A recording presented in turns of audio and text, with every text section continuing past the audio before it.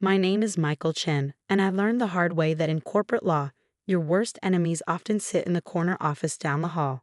After 5 years at Preston Porter, one of Boston's most prestigious law firms, I discovered that talent and dedication mean nothing when you're up against old money and deep-rooted prejudice. I still remember my first day at the firm, fresh out of Harvard Law, clutching my leather briefcase like a shield.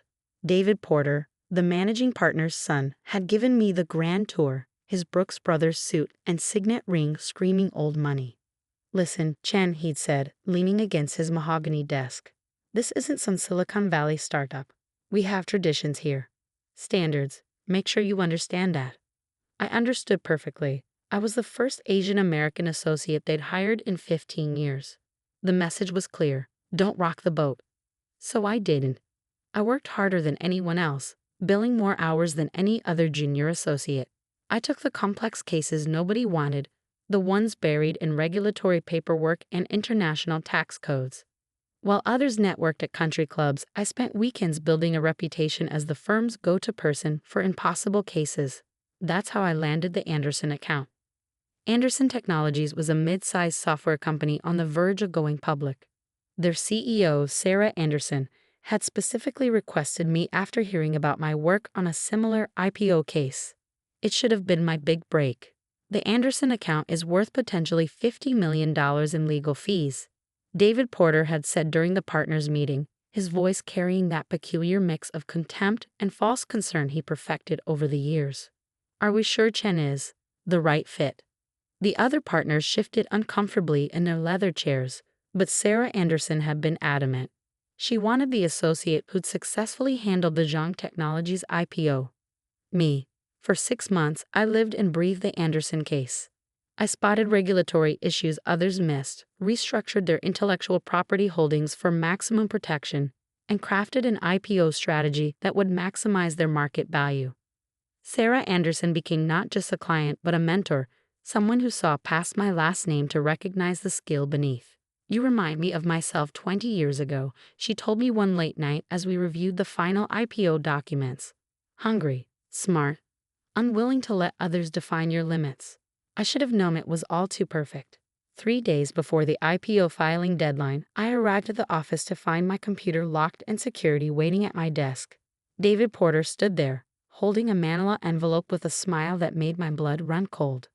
"The Anderson files," he said, waving the envelope. "Apparently you've been making unauthorized changes.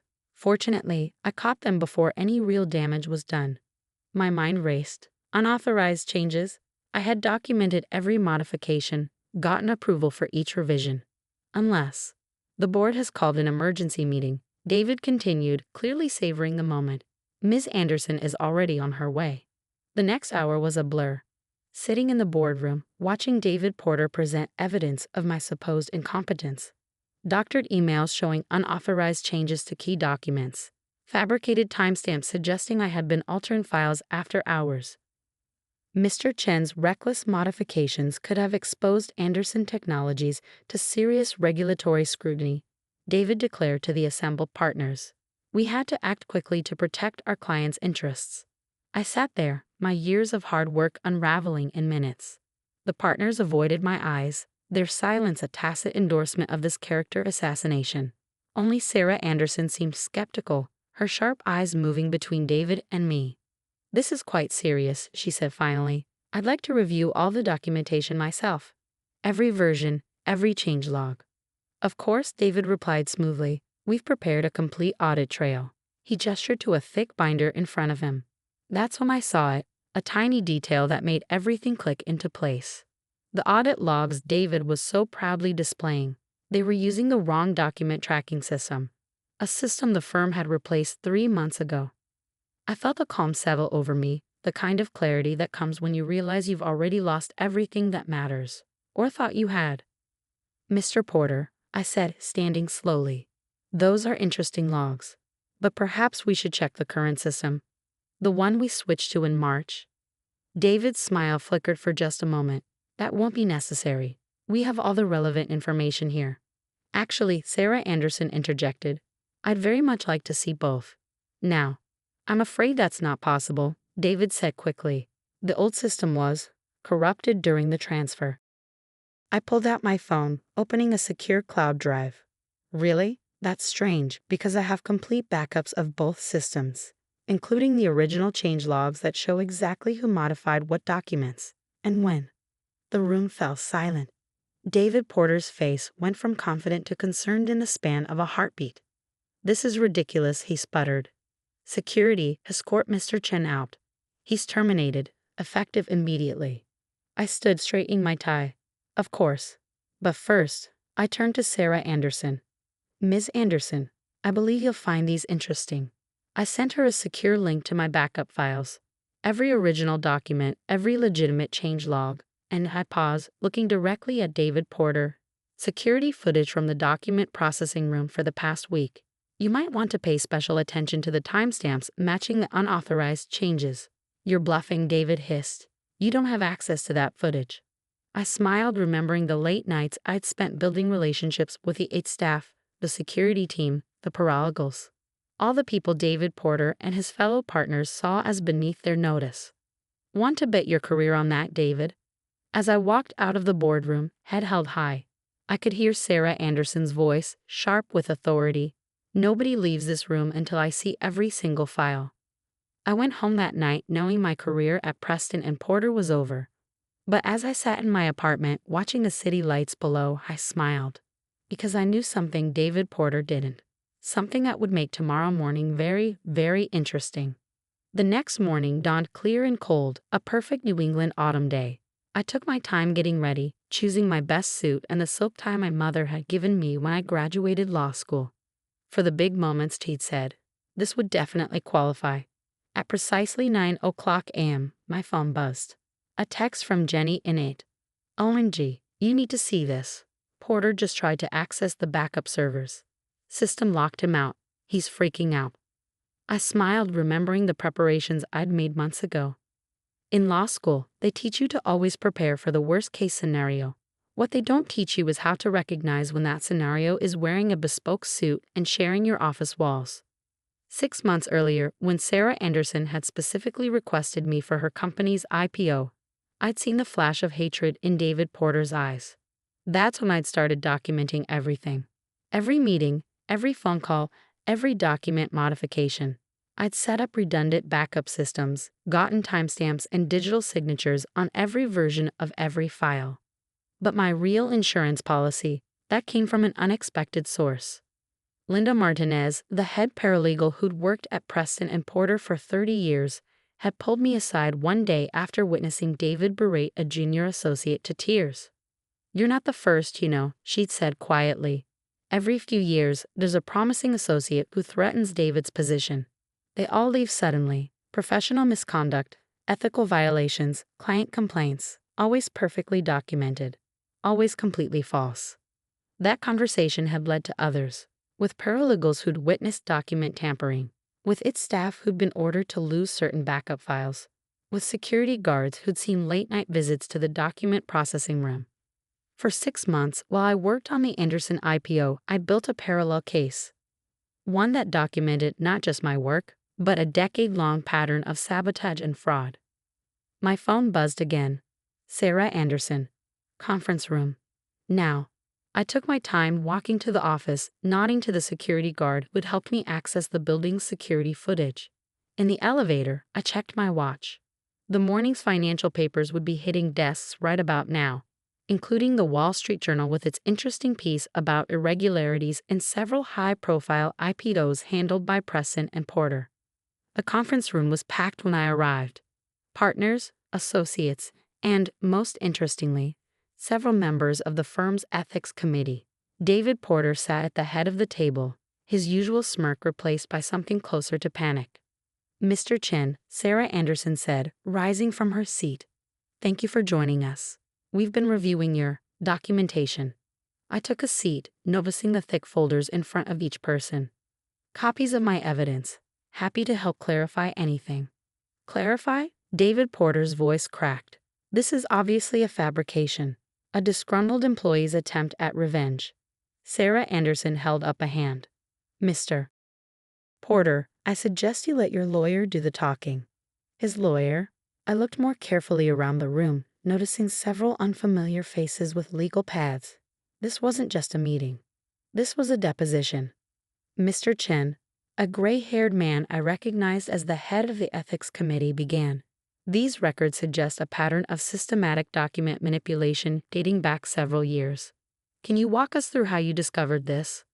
For the next 2 hours, I laid out my case. The technical evidence was damning enough: access logs, security footage, digital signatures that proved tampering. But it was the human testimony that proved devastating. Linda Martinez described years of watching promising careers destroyed. Its staff detailed specific instances of being ordered to alter or delete records. Former clients, contacted by Sarah Anderson's team, came forward with stories of mysterious errors in their files that had cost them millions. Throughout it all, David Porter's face grew increasingly pale. When the Wall Street Journal article was mentioned, the one detailing suspicious patterns in IPO filings handled by him, he actually seemed to stop breathing for a moment. "This is absurd," he finally exploded. "You can't possibly believe this associate over me. I'm a partner. My father founded this firm." "Yes," Sarah Anderson said coldly, "and I'm sure he'll be fascinated to read the SEC's preliminary report on your handling of the last 3 IPOs you managed.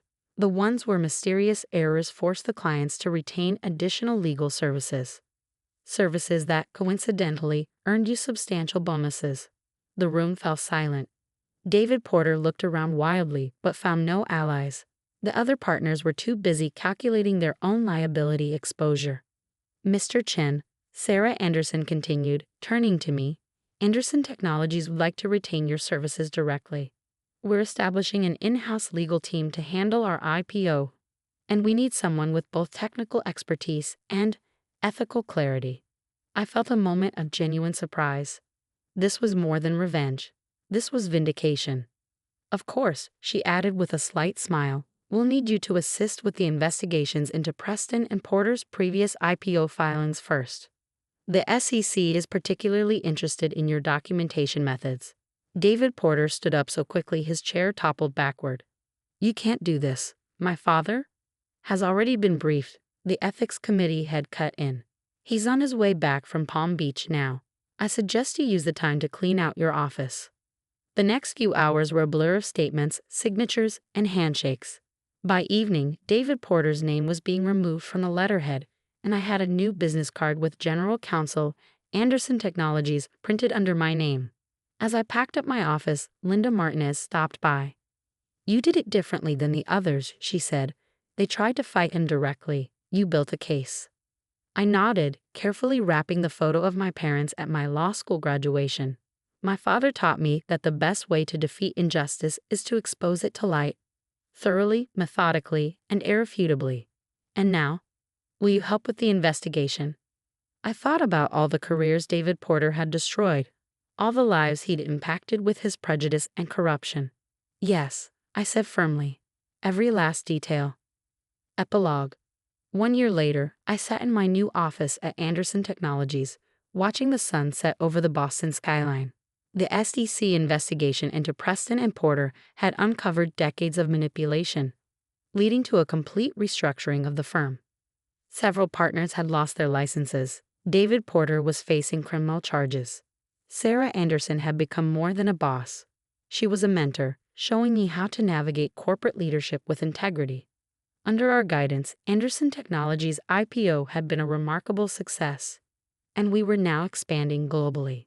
On my desk sat a framed copy of the Wall Street Journal article that had helped bring down David Porter. Next to it was a newer article highlighting Anderson Technologies' innovative approach to corporate legal compliance, with my name prominently featured. My phone buzzed. A message from my father. "Saw your latest case made the news. Remember what I always say."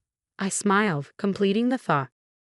Success isn't about destroying your enemies. It's about building something so strong they can't ignore it. Looking out over the city, I thought about all the other David Porters out there, all the promising careers stifled by prejudice and privilege. My new position at Anderson Technologies gave me the platform to do something about it. We'd established a mentorship program for minority law students, and I regularly spoke at law schools about ethical corporate practice. The old guard was changing, not through confrontation, but through excellence too obvious to deny. David Porter had tried to end my career, but he'd only succeeded in launching it in a new direction. As I gathered my things to head home, I passed the framed mission statement in our legal department's lobby. The last line, added at my suggestion, read, "Justice prevails not through force, but through unwavering commitment to truth." David Porter had never understood that.